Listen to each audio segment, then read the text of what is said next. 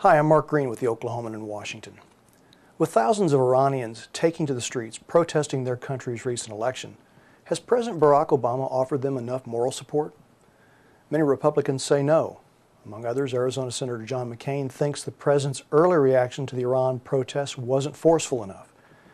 At first, Obama was pretty reserved, saying only that he was deeply concerned about what was happening after Ahmadinejad won re-election as president. That sparked days of street protests by Iranians who believe the election was rigged.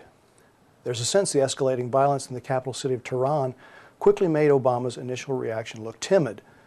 Over the weekend, Obama turned things up, urging Iran's government to stop violence aimed against its own people. Our president's dilemma is that he thinks talking directly to Iran's leaders is the best way to deal with a bunch of issues, starting with Iran's nuclear programs. He doesn't want to say anything now that will ruin the opportunity to talk later.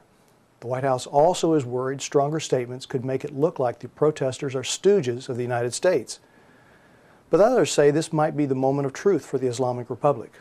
A little push and it might keel over.